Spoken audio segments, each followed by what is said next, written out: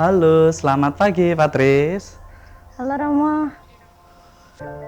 Romo lagi di gereja kan ya, Mo? Iya. Gimana? Jadi ketemu tuh hari ini? Jadi ini aku udah nyampe nih mau di gereja. Aku nunggu mana nih? Oh, bisa.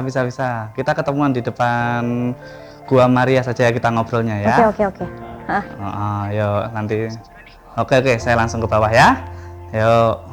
Iya, Ya. aku kesana deh. Oke, mau Yuk, yuk. mari. Yuk. Ya.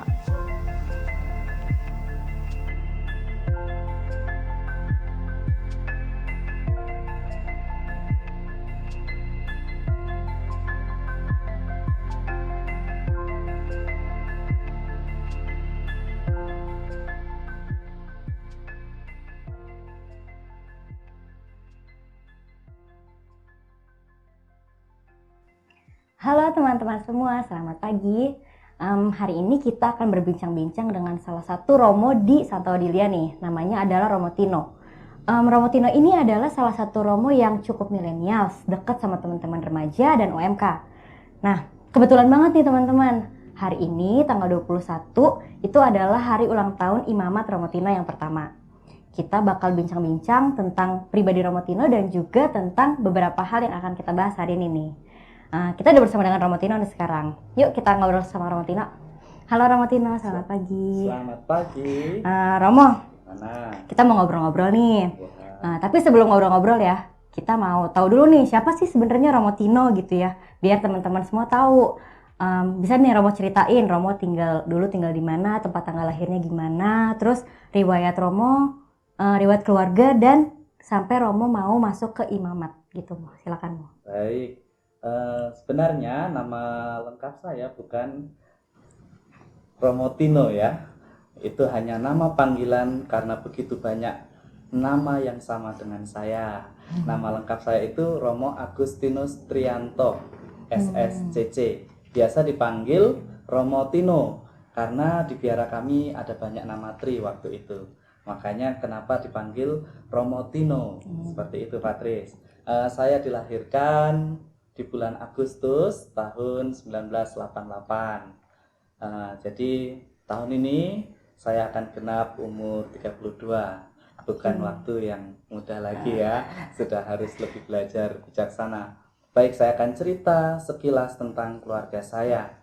Saya dilahirkan dan dibesarkan di keluarga Katolik yang amat baik menurut saya. Bapak saya seorang katekis, meskipun dia seorang Katolik yang dewasa, dalam artian bahwa dia pindah Katolik setelah dewasa ya. Jadi dia lebih dewasa soal iman daripada ibu saya, karena ibu saya baptis dari kecil. Nah, hal-hal yang menurut saya sangat baik dari keluarga ialah keluarga selalu mengajarkan soal tanggung jawab. Saya adalah anak ketiga dari 3 bersaudara, semuanya laki-laki rencananya. Tetapi akhirnya kami punya adik perempuan. Ya, mereka bertiga sudah menikah. Nah, yang pertama itu sudah menikah dan punya anak 1, terus yang kedua masih dalam proses, dan yang keempat juga sudah menikah. Jadi tinggal saya yang memilih jalan untuk menjadi seorang Romo ya. Baik, saya adalah anak dari keluarga petani, tetapi juga bukan orang yang berada. Kami bisa dibilang tidak miskin, tidak kaya. Kami berada di menengah. Satu hal yang selalu diajarkan ketika kita ingin uang saku, contoh, kalau pengen uang saku, bapak saya cuma kasih modal jualan gitu katanya. Kamu pengen uang saku, kamu jualan nih, saya kasih modal. Waktu itu jual es lilin keliling pakai sepeda saya, sama jual balon. Nanti untungnya itulah untuk uang saku saya. Terus ya pulang sekolah saya mengembala sapi. Kami dijadwal, kalau saya hari ini mengembala sapi, besok saya mengembala bebek, terus besoknya cari rumput, terus besoknya lagi tugas masak, besoknya lagi cuci. Biasa seperti itu. Jadi di dalam keluarga saya sudah dibiasakan yang namanya tanggung jawab. Kalau kita ingin makan, maka bekerja. Itu. Nah, sesuatu itu tadinya menjengkelkan. Tetapi sebagaimana dikatakan dalam 1 Samuel, mungkin orang melihat dengan mata, tetapi Tuhan mengajari kita melihat dengan hati. Ada maksud baik, ada maksud yang terselubung yang Tuhan ingin bentuk untuk diri saya pribadi, belajar mengenai tanggung jawab. Kira-kira itu sekilas tentang profil keluarga anak petani yang mengajari saya juga dari keluarga petani mengenai tanggung jawab. Gitu. Wah, cukup menarik ya Mo ya. Ya, Ternyata Romo tuh, kita nggak tahu nih kalau ternyata Romo lahir di keluarga yang seperti itu gitu ya Mo. ya. Nah Mo, kita agak pengen tahu juga nih, ada nggak sih Mo pergulatan-pergulatan batin atau ada hal-hal yang Romo rasakan di awal-awal Romo panggilan gitu? Bisa nggak ceritain ke kita gitu Mo? Baik, pertama kali tertarik sebenarnya saya kelas 5 SD. Kelas 5 SD itu saya melihat, waktu itu saya belum bisa membedakan antara piala dan shibori. Saya tuh tertarik karena apa? Romo ini pesulap ya. Bisa menyulap roti yang dipecah itu menjadi banyak. Kan hanya dipecah terus pecahannya dimasukkan ke dalam shibori. Waktu itu saya belum bisa membedakan mana shibori, mana piala. Jadi saya bilang, wah hebat nih Romo nih bisa main sulap. Saya pengen jadi Romo itu karena Romonya pinter main sulap gitu waktu itu. Sama yang kedua, enak Romo pergi kemana-mana pakai mobil. Karena kalau di sana pakai motor nggak aman, lebih enak pakai mobil gitu ya untuk safety perjalanan. Jadi awal tertarik seperti itu. Setelah itu karena saya nggak terlalu rajin ya ke gereja ya. Zaman saya itu saya termasuk anak yang nakal, ke gereja sangat jarang. Bilangnya pamit ke gereja. Tetapi zaman saya anak-anak itu kan zamannya Wiro Sableng, film Wiro Sableng itu loh. Jadi saya sangat senang. Jadi bilangnya sama bapak ibu, saya pergi duluan ya ke gereja. Padahal saya nonton Wiro Sableng gitu ya. Kadang nggak pergi ke gereja karena jamnya pas jam 11 siang misa di tempat saya itu. Jadi saya suka kabur untuk nonton Wiro Sableng semacam itu. Nah inilah yang membuat saya sebenarnya jauh dari gereja. Jauh, tidak mengenal, dan bahkan saya belum terima komuni sampai kelas 2 SMP. Wah, lama ya Mo ya? Iya, sampai kelas 2 SMP saya belum pernah terima komuni. Terus ya karena jarang ke gereja, akhirnya saya semacam ditangkap oleh Tuhan di masa-masa saat saya kos. Tahu sendiri ya, anak SMP kos, bisa dibayangkan nakalnya kayak apa, nakal anak remaja ya, anak kos. Tetapi saya bersyukur bahwa saya dipertemukan dengan orang-orang yang membantu saya. Istilahnya dalam iman, waktu itu ada suster-suster hati kudus. Waktu itu ada suster Gema, suster Lucy, suster Francis. Ini mereka yang mendidik saya secara iman. Akhirnya saya belajar untuk menerima komuni pertama di paroki Hati Kudus Metro. Di sana belajar untuk komuni pertama 1 tahun full. Ya, itu bukan waktu yang singkat ya, sebentar. Tapi saya syukuri karena memang dari kecil saya nggak terlalu tahu banyak tentang Katolik. Saya bisa katakan saya menjadi Katolik saat SMP itu. Dan saya juga bersyukur waktu saya kos, ada guru komputer yang sangat memperhatikan, namanya Pak Waluyo, memperhatikan dari tingkah laku saya supaya saya tidak seperti anak kos yang lainnya, yang tidak tahu arah, tidak tahu tujuan. Nah, makanya di situ kan sebagaimana dikatakan juga ya dalam kitab suci, carilah maka kamu akan mendapat, ketuklah maka pintu akan dibukakan bagimu. Itu suatu hal yang sangat berharga bagi saya. Pelajaran yang sangat berharga ketika kita mau berusaha, Tuhan mengirimkan orang-orang yang membantu kita untuk akhirnya bisa masuk ke seminari. Waktu itu juga kan harusnya masuk seminari itu harus menerima sakramen ini penguatan. Saya belum terima sakramen penguatan, jadi saya dapat kilat khusus hanya 6 kali pertemuan untuk menerima sakramen penguatan. Gitu. Ya, karena khusus karena syarat mau masuk ke seminari menengah, jadi kan harus sudah baptis, terima komuni, menerima sakramen penguatan. Akhirnya Romo Paroki membantu saya. Itu yang saya sangat syukuri. Makanya tadi mintalah maka akan diberi, ketuklah maka pintu akan dibukakan. Begitu Patris. Wah, inspirasi banget ya Mo ya. Jadi Romo tuh benar-benar dimudahkan jalannya untuk menjadi Romo gitu ya Mo. Nah, dari tadi kan Romo mengutip nih ada 1 Samuel, ada kutipan ayat carilah maka kamu akan diberi gitu ya. Mintalah maka kamu akan diberi. Romo ada nggak kutipan atau moto khusus yang sampai saat ini tuh Romo pegang yang akan tetap Romo bawa supaya Romo tuh semakin kuat menjalani panggilan sebagai imam? Baik, tidak mudah sebenarnya perjalanan saya untuk menjadi imam. Sejujurnya awalnya saya ditolak untuk menjadi seorang imam. Karena sekali lagi bapak saya tadi backgroundnya adalah non Katolik ya, backgroundnya sebelumnya. Jadi nggak tahu apa itu imam, apa itu biarawan gitu ya. Jadi mereka waktu itu bilang ke saya, disekolahin mahal-mahal, kok malah pengen jadi romo gitu ya. Maaf, saya sekolahnya di luar negeri, maksudnya di swasta terus.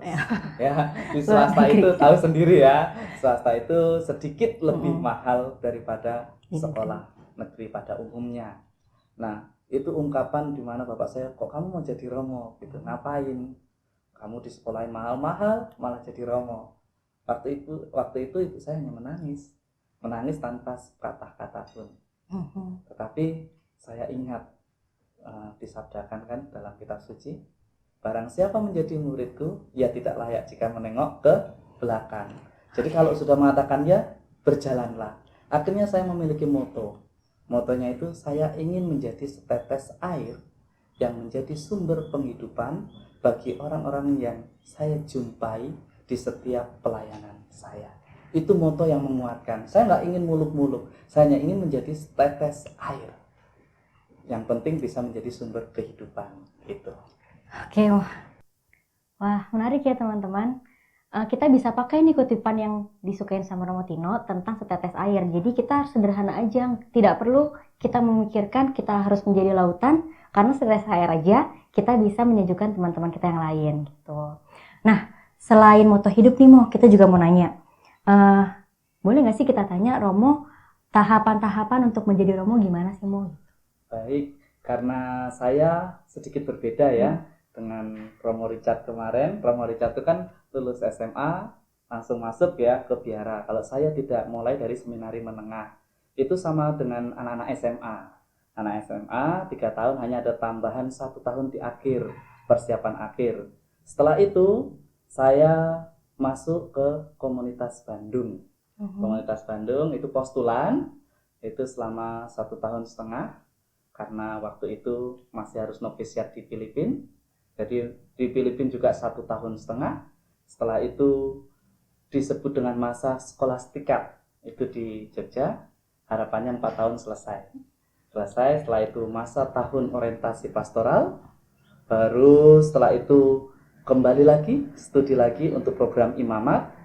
Dan kita disiapkan dengan program pastoral.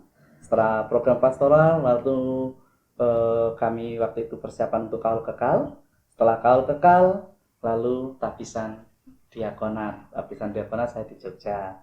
Setelah itu saya praktek untuk diakonatnya di paroki Santo Michael Waringin.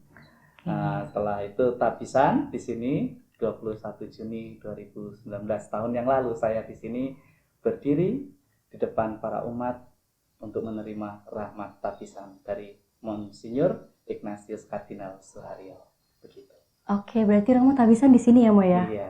Nah, harapan kita sih semoga Romo tetap setia menjalani panggilan ini dan tetap setia menginspirasi teman-teman semua lah ya teman-teman, karena Romo ini rajin banget loh ngupload renungan-renungan online. Jadi kalian harus ikutin Romo Tino. Jadi walaupun kita tetap di rumah aja, kita terjangkau nih sama Romo kita gitu.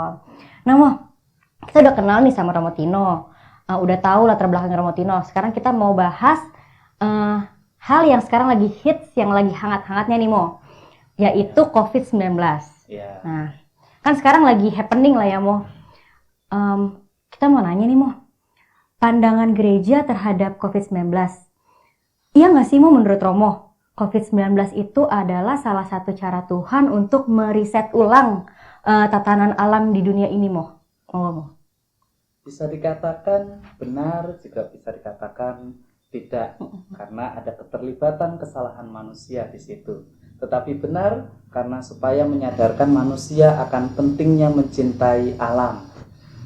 Dengan kita tinggal di rumah, sebenarnya alam sedang memperbaiki dirinya. Lihat ya, lapisan ozon yang sudah mulai terkikis habis kembali menjadi lebih baik, gitu ya. Terus orang-orang menjadi care lagi dengan kesehatan. Ada banyak hal yang bisa dilakukan. Ternyata di rumah kita juga bisa berbagi pengalaman, bisa berbagi kisah yang saling menguatkan, saling meneguhkan, dan menjadikan banyak dari kita kreatif sekarang. Yang tadinya tidak kenal dengan penjualan online menjadi kenal. Ya, banyak hal yang kita bisa pelajari, banyak hal yang bisa kita lakukan di dalam masa pandemi COVID-19 ini. Begitu, Patris. Setuju, Mo. Soalnya kita juga lihat di berita ya, Mo ya, sampai kandungan di udara di Jakarta itu mulai membaik nih, Mo, selama di rumah aja kemarin gitu ya, Mo. Nah, Mo, selain pandangan Romo terhadap COVID-19 di dalam peran Tuhan dan juga manusia nih, Mo, kira-kira apa sih pandangan Romo terhadap COVID-19 ini dampaknya di dalam kehidupan menggereja, Mo? Baik, dampaknya ya. Kalau saya pribadi, dengan saya ada di rumah, saya akhirnya melihat sekeliling saya. Apa sih yang belum beres? Simple, sederhana. Oh, ada banyak hal. Dan apa yang bisa saya lakukan? Sebagaimana yang kami lakukan, saya dan Romo Richard itu kan ngajak keliling. Ini adalah salah satu reaksi sederhana ketika melihat sesuatu yang bisa kita lakukan. Tidak perlu panggil orang banyak. Kita bisa lakukan sendiri seperti itu. Ya, kita lakukan ngecat keliling Pak Pagar, Gua Maria, terus membereskan yang ada di gereja. Inilah kesempatan bagi kami masa pandemi COVID ini untuk menunjukkan penghargaan akan pendahulu kita. Ya kan, mereka sudah berjuang mati-matian nih untuk membangun gereja. Kalau tidak kita yang merawat, siapa? Itu kan. Betul. Nah, jadi ini kesempatan. Sebenarnya saya syukuri Tuhan memberikan kesempatan kepada saya dan Romo Richard untuk melihat, oh ini loh yang bisa kita lakukan untuk Tuhan. Sekarang kita fokus untuk rumah Tuhan dulu. Kan kalau nggak pandemi COVID, kita fokus kepada umatnya, gereja yang hidup. Nah, karena ini COVID, saya melihat dan Romo Richard melihat bahwa ini yang penting, dan inilah cara kami menghargai para pendahulu, yaitu merawat gereja supaya tidak rubuh, merawat gereja supaya orang, umat yang di dalamnya menjadi nyaman. Gereja itu bukan pasar, gereja itu adalah tempat yang kudus, di mana orang masuk dibantu untuk bertemu dengan Tuhan. Begitu, Patris. Nah, iya, Mo, benar. Saya juga waktu masuk ke gereja ini agak mes ya, Mo, karena udah banyak perubahan yang terjadi di gereja kita, lebih rapi gitu. Kalau nggak gara-gara COVID, nggak bakal kejadian kayak gini juga ya, Mo ya. Mungkin hal-hal yang kayak gini tuh mungkin bisa kapan tahu bisa dikerjain ya, Mo ya. Baik. Ya, bisa jadi seperti itu, tetapi memang inilah cara kami menghargai. Hanya mungkin selesainya lebih lama. Karena kami ketika datang, kami merasa, oh ada banyak PR yang harus mesti kita selesaikan. Bukan berarti yang dulu jelek, tidak. Karena sesuatu itu harus mengikuti waktu. Seiring perubahan zaman, kita pun harus mengiringi itu juga dengan perubahan-perubahan sarana yang mendukung supaya umat semakin dekat dengan Tuhan. Begitu, Pak. Setuju, Romo. Nah, Mo, selain pandangan Romo dari dampak COVID ini di dalam kehidupan gereja, ada nggak pandangan Romo juga terhadap kehidupan sehari-hari nih, Mo? Pandangannya, kadang ya kita bilang di rumah bisa apa sih, gitu kan? Kita hanya makan, tidur, makan, gitu ya, tidur lagi seperti itu. Tetapi sebenarnya banyak hal yang kita bisa lakukan. Kalau kami di komunitas, kami lebih banyak berbagi pengalaman, saling menguatkan ide apa yang bisa kita lakukan sebagai komunitas Pastoran Santa Odilia. Ini adalah wujud bagaimana kami berkomunikasi, melihat apa sih yang bisa kami persembahkan untuk umat Santa Odilia, tanpa menghakimi yang lebih dahulu, tidak. Tetapi ini adalah cara kami menghargai, itu ya. Terus yang lain lagi, ya kita bisa banyak kok melakukan. Ini kesempatan kita untuk membuka buku. Kalau nggak pandemi COVID ini akan sangat sulit. Pelayanan pulang jam 12 malam, ya nggak? Pulang jam 12 malam, terus udah capek, paling hanya baca untuk renungan besok. Seperti itu ya yang saya lakukan. Intinya apa yang mau saya katakan, ketika kita mau berusaha, Tuhan selalu berikan jalan, itu tadi loh. Ketika kita sadar akan kelemahan kita, Tuhan memberikan kekuatan. Ini kan lemah kita, tidak bisa kemana-mana. Tetapi ketika kita mau, orang itu datang menolong kok. Orang itu datang membantu kok. Tinggal kita mau dengan rendah hati, tidak bisa berjuang sendiri. Kalau kita bersama, gereja itu semakin hidup. Setuju banget, Mo. Berarti kita harus berusaha terus ya, Mo ya, walaupun kita di dilema pandemi ini ya, Mo ya. Nah, Mo, kita mau tahu nih, ada nggak sih umat-umat Santo Odilia gitu ya Mo yang mungkin cerita nih ke Romo tentang dampak yang dia alami dari COVID-19 gitu, atau mungkin dari dia curhat dia juga ada hal-hal yang dia lakukan untuk mengatasi pandemi ini Mo? Ada banyak beberapa lingkungan, saya tidak hafal ya lingkungannya, mereka melakukan dengan cara menanam untuk ketahanan pangan, Patris. Ada beberapa lingkungan ya, Franciscus de Sales kalau nggak salah ya di sana. Itu ada mereka menciptakan ketahanan pangan yang dipelopori oleh Romo Felix. Ada banyak hal. Umat kita nggak tinggal diam. Ada yang pakai ember untuk nanam kangkung. Nanam kangkung, ikannya itu ikan lele semacam itu. Hal sederhana. Banyak hal yang tadinya tidak bisa kita lakukan, akhirnya kita bisa lakukan. Ingat, kita itu istimewa kok. Tuhan sudah beri apapun kepada kita. Kuncinya satu, kita mau nggak? Kami nggak muluk-muluk. Karena kami mau, makanya kami bisa. Tidak muluk-muluk, tidak berpikir tentang nanti ini apa yang kami lakukan, kami bawa enggak. Yaitu kami para Romo tuh, kalau yang Romo rekan, itu kan SK-nya 3 tahun. Ya, kita harus berpikir cepat, jangan menunggu perubahan itu lama. Nanti belum sampai perubahan sudah dipindah. Inilah kenapa kami melakukan perubahan yang begitu cepat. Tapi kalau liturgi kita tidak merubah karena kita kan ikut yang lebih benar gitu ya. Contoh ya, contoh bagaimana ini loh, kita tuh bisa kok melakukan. Nah, itu kita itu istimewa. Gitu. Setuju Mo. Nah Mo, gimana tanggapan Gereja Katolik untuk menghadapi tantangan-tantangan yang terjadi akibat COVID-19 ini Mo? Ya, tanggapannya Gereja Katolik lebih hati-hati ya. Sekali lagi, kita ini kan 100% Indonesia, 100% Katolik. Apa yang mau dikatakan? Ini Gereja Katolik itu mendukung apa yang menjadi keputusan negara. Kita ikut, tidak boleh melakukan perayaan yang mengundang jemaat banyak. Ini kita ikuti semua. Ini salah satu bentuk ketaatan iman sekaligus ketaatan sebagai warga negara. Lihatlah keputusannya. Pasti banyak kan umat bertanya, kenapa sih kok gereja belum dibuka? Sampai sekarang udah kangen nih misa. Ini sebenarnya menjadi kesempatan bagi kita. Ketika diberikan kesempatan untuk perayaan Ekaristi, kenapa nggak datang? Kalau yang datang puji Tuhan ya. Tapi kan banyak ini yang nggak datang. Ini menjadi kesempatan. Betapa rindunya ketika kita tidak merayakan Ekaristi. Saya yakin setelah pandemi COVID-19 ini banyak orang sadar pentingnya Ekaristi bagi hidup kita. Sekali lagi, gereja sangat hati-hati mengikuti apa yang menjadi program pemerintah karena gereja sifatnya mendukung. Makanya sampai sekarang kita belum dibuka ya, karena kita harus mengikuti prosedur kesehatan.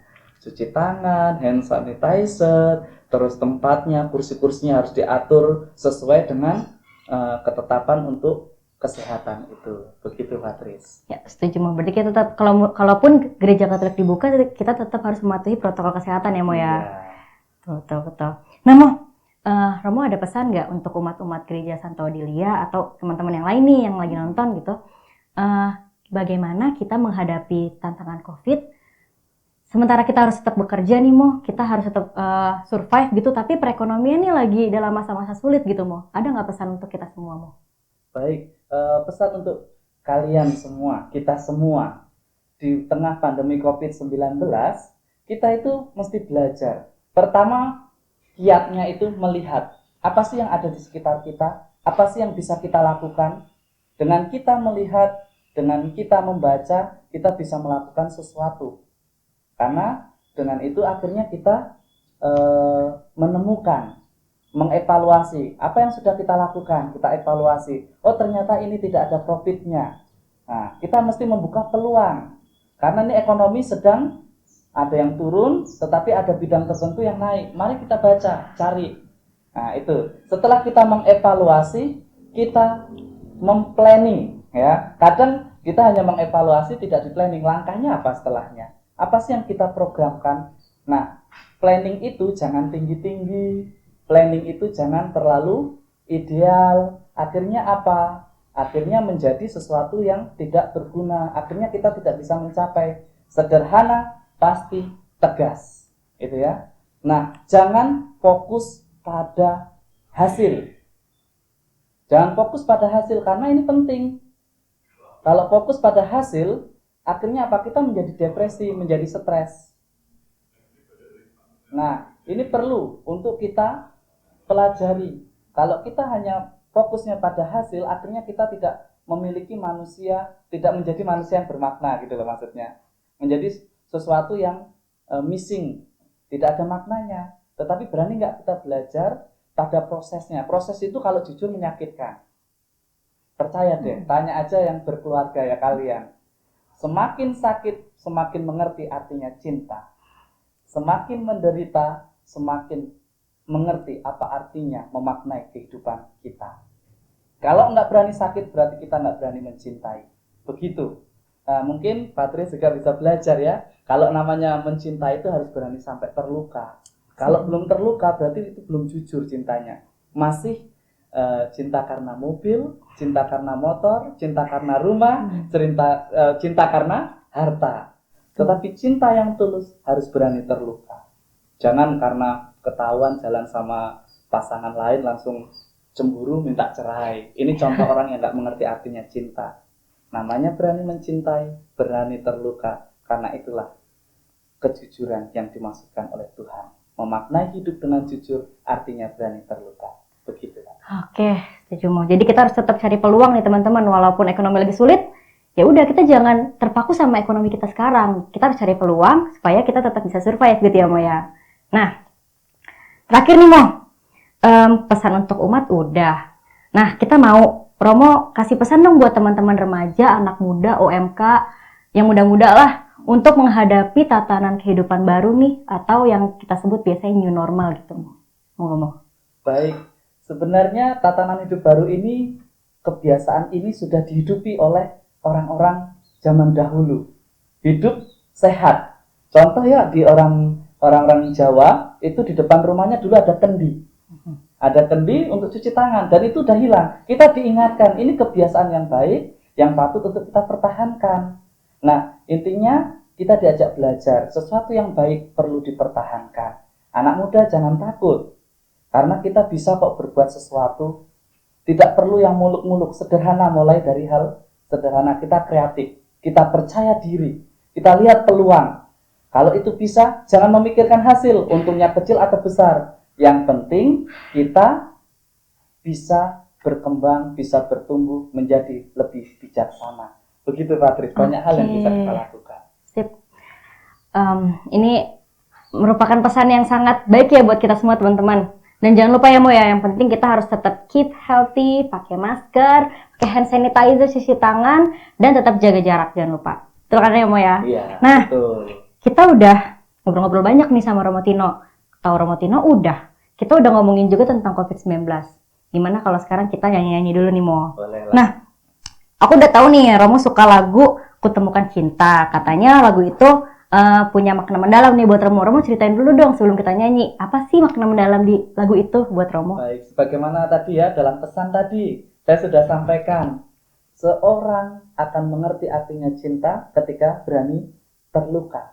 Karena itulah yang saya rasakan ketika dalam perjalanan hidup saya, ketika di dalam menanggapi panggilan Tuhan, saya menemukan itu setiap langkah penderitaan, ketika saya berhasil mengatasi, akhirnya di situ saya menemukan kekuatan. Di dalam kelemahan, saya menjadi kuat. Ketika saya bisa mengontrol emosi saya menjadi lebih dewasa. Itu makanya sangat mengena sekali. Dulu saya itu merasa karena ada cinta panggilan itu, makanya saya kuat. Meskipun sampai ada tetesan air mata ya. Ada beberapa hal yang harus saya alami. Konflik bersama angkatan, konflik bersama keluarga, konflik bersama sahabat. Nah itu, tetapi semuanya bisa berjalan lancar karena ada cinta Tuhan yang saya perjuangkan di sana. Tuhan lebih dahulu mencintai dan saya ingin memperjuangkan itu. Begitu, makanya lagu itu sangat bermakna. Oke. Nah, itu tadi pesan dari pengalaman Romo Tino terhadap lagu yang akan kita nyanyikan nanti. Kalau gitu kita langsung nyanyi aja ya Romo ya? Iya, siap. Aku intro dulu nih ya? Iya. Oke deh.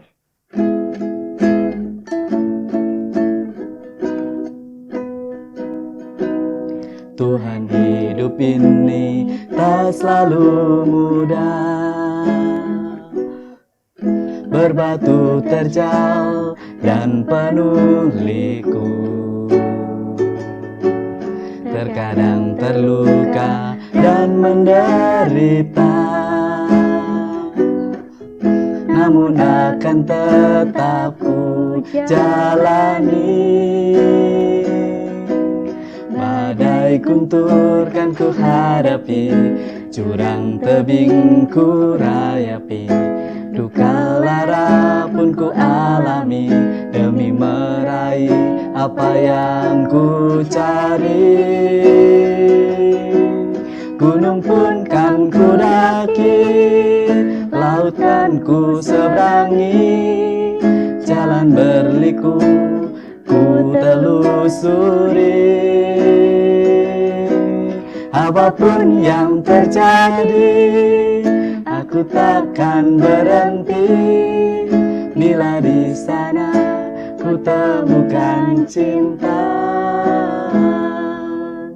Bila di sana ku temukan cinta. Oke, makasih ya Romo udah mau Terima sharing-sharing. kasih, Thank you, sama-sama, Romo. terus semangat.